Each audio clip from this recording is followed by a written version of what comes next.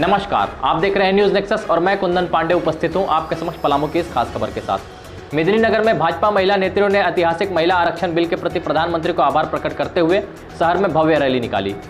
पलामू के मेदिनीनगर में मोदी सरकार द्वारा संसद में नारी शक्ति वंदन संविधान संशोधन विधेयक प्रस्तुत कर सर्वसम्मति से पास करने पर प्रधानमंत्री नरेंद्र मोदी के प्रति आभार व्यक्त करने एवं महिलाओं को बधाई देने पर पलामू भाजपा महिला मोर्चा के नेतृत्व में रैली निकाली गई। स्थानीय गीता भवन से चमुहान चौक तक गाजे बाजे के साथ शहर भ्रमण कर महिला नेत्रियों ने बढ़ चढ़कर खुशी का इजहार करते हुए एक दूसरे को अबीर गुलाल लगाकर बधाइयां दी। महिला मोर्चा पलामू जिलाध्यक्ष सीटू गुप्ता ने कहा कि मोदी जी के नेतृत्व में संवैधानिक रूप से एवं लोकतांत्रिक रूप से महिलाओं को लोकसभा एवं विधानसभा में 33% प्रतिनिधित्व मिलने जा रहा है, जिससे राजनीतिक एवं सामाजिक रूप से महिलाओं की भागीदारी बढ़ेगी और वह सशक्त होंगी। प्रदेश प्रवक्ता लवली गुप्ता ने कहा कि कई वर्षों से महिला आरक्षण के नाम पर सिर्फ राजनीति होती रहती थी, लेकिन मोदी जी के नेतृत्व में देश बदल रहा है। सबका साथ, सबका विकास, सबका प्रयास, सबका विश्वास के साथ आगे बढ़ रहा है। दोनों सदनों में महिला शक्ति वंदन विधेयक सर्वसम्मति से पारित होना मोदी सरकार की दूरदर्शिता का परिचायक है। बताते चले कि नगर भ्रमण कार्यक्रम में मुख्य रूप से प्रथम महापौर अरुणा शंकर, प्रदेश उपाध्यक्ष रूप सिंह, रीना किशोर, मंजू गुप्ता, रूपम अग्रवाल, निहारिका रानी, उषा मखड़िया, हिरन अग्रवाल सहित सैकड़ों की संख्या में महिला कार्यकर्ता मौजूद रहीं। पलामू जिला महिला मोर्चा जी अध्यक्ष सीटू गुप्ता जी के नेतृत्व में आज हम सभी यहाँ पलामू की जितनी भी भाजपा और अन्य भी यहाँ पर बहनें जो सामाजिक कार्यकर्ता है, जो समाज में बढ़ चढ़ के अपनी भूमिका को निभाती हैं, यहाँ पर उपस्थित हैं। और आज निश्चित रूप से हम सभी महिलाएं बहुत खुश हैं, क्योंकि जब से हमारे देश में मोदी जी की सरकार बनी है, भारतीय जनता पार्टी की सरकार बनी है, तब से लगातार हमारे जो देश के प्रधानमंत्री हैं, उन्होंने महिलाओं के बारे में सबसे ज़्यादा अगर कोई चिंता किया है तो हमारे देश के प्रधानमंत्री और हमारे ये जो विश्व की सबसे बड़ी पार्टी जो भारतीय जनता पार्टी है, उसने महिलाओं की चिंता करी है। आप देख सकते हैं उदाहरण के स्वरूप कि बेटी बचाओ बेटी पढ़ाओ, उन्होंने नारी सशक्तिकरण को लेकर जो हमारा लिंगानुपात जो घट रहा था, आज हमारा कहीं ना कहीं समानांतर पहुंच गया है। समानांतर स्थिति में आप देख सकते हैं कि उन्होंने महिलाओं के लिए सबसे बड़ी जो उन्होंने बात की, शौचालय एक छोटा सा शब्द है, लेकिन इसका बहुत बड़ा मायने निकलता है। किया आज प्रधानमंत्री कहीं ना कहीं अगर आवंटित होता है तो महिलाओं को स्वामित्व का अधिकार देने के लिए महिला के नाम से आवंटन हो रहा है। उन्होंने मोदी जी ने महिलाओं के दर्द को समझा, उन्होंने केंद्र से अपनी केंद्र की योजना के तहत महिलाओं को, करोड़ों महिलाओं को उन्होंने सिलेंडर देने का काम किया। हमारे राज्य के यशस्वी मुख्यमंत्री रहे रघु, महिलाओं को कितना बड़ा लाभ मिला। आप सुकन्या समृद्धि योजना की आप बात कर लीजिए, जिससे आप देख रहे हैं कितनी बेटियां राज्य में लाभान्वित हो रही हैं। आपने जेएसएलपीएस का नाम सुना होगा, इसका आधारशिला अगर किसी ने रखा तो वो राज्य के यशस्वी मुख्यमंत्री रहे रघुवर दास जी ने रखा। तो जितनी भी योजनाएं हैं, 3 तलाक का मुद्दा, जिसमें कि जितने भी मुस्लिम महिलाएं थी वो डर के साए में जीते थी अपने पति से। उनको डर लगता था कि कब मेरा पति नाराज हो जाएगा और कब बोल देगा तलाक तलाक तलाक। तो कहीं ना कहीं आज इस नारकीय ज़िंदगी से अगर मुस्लिम महिलाओं को अगर किसी ने दूर करने का काम किया, उनके जीवन को स्वर्ग बनाने का काम किया, तो वो मोदी जी ने किया। आज ये नारी शक्ति वंदन विधेयक जो उन्होंने दोनों सदनों में बहुमत से पास हुआ, मोदी जी ने इसको कर दिखाया। देश पहला दिन, प्रथम संसद भवन का पहला दिन, और उन्होंने बता दिया कि यत्र नार्यस्तु पूज्यन्ते रमन्ते तत्र देवता। जहाँ नारियों की पूजा होती है वहाँ देवताओं का विकास होता है, और ये सत्य भी है। आज के परिप्रेक्ष्य में मैं नमन करना चाहती हूँ सावित्रीबाई फुले को, देश की प्रथम शिक्षिका महिला। मैं नमन करना चाहती हूँ बाबा भीमराव अंबेडकर जी को, मिलाकर हम महिलाओं का जो थोड़ी सी जो कसक बाकी रह गई थी महिला सशक्तिकरण में, महिलाओं के विकास में, वो आज मोदी जी ने पूरा किया है। इसलिए नरेंद्र मोदी जिंदाबाद, जिंदाबाद जिंदाबाद, नरेंद्र मोदी जिंदाबाद, जिंदाबाद जिंदाबाद।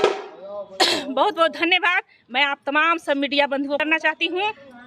आज एक स्वर्णिम विधेयक पास हुआ है, और कहीं ना कहीं वो तमाम महिलाएं जो अपने राजनीति के क्षेत्र में जो मेहनत करती थी, लेकिन उनके मन में कसक रह जाता था कि हम लोकसभा और विधानसभा में अपनी जगह नहीं बना पा रहे हैं, उन तमाम नारी शक्ति को 33% का आरक्षण मिलकर ये कहीं ना कहीं उनको अधिकार मिला है, और उनके जो मन में जो उनके जो सपनों के पंख थे उसको आयाम देने का काम आज मोदी जी ने किया है।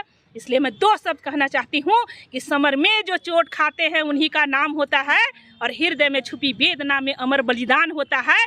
खाए जो पत्थर छेनी हथौड़ी से चोट, वही चलकर मंदिर में कहीं भगवान होता है। तो आज मोदी जी ने 33% का आरक्षण देकर हमारे लिए भगवान से कम नहीं है। ये हम निश्चित रूप से अंबेडकर जी को भी हम भगवान का दर्जा देते हैं, और आज हम मोदी जी को भी भगवान का दर्जा देने के लिए हम सब महिलाएं यहाँ पर प्रतिबद्ध हैं, कटिबद्ध हैं। बहुत बहुत धन्यवाद।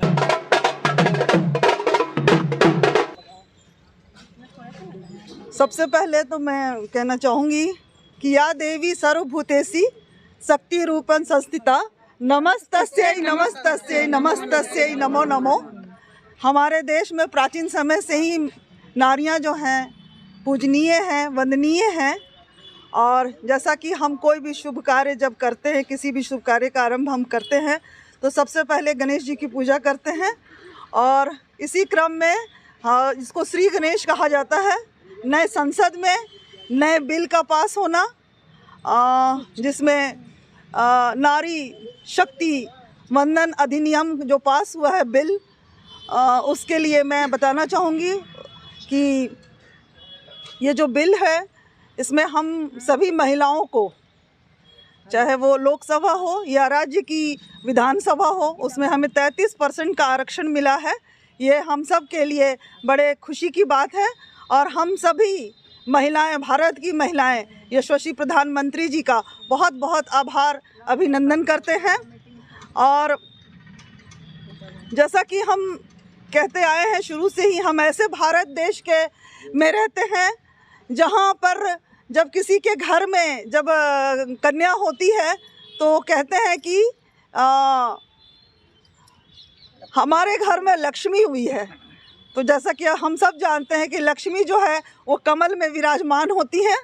तो मैं अपने भारतीय जनता पार्टी का जय जिंदाबाद करती हूँ, और जय हिंद, जय भारत।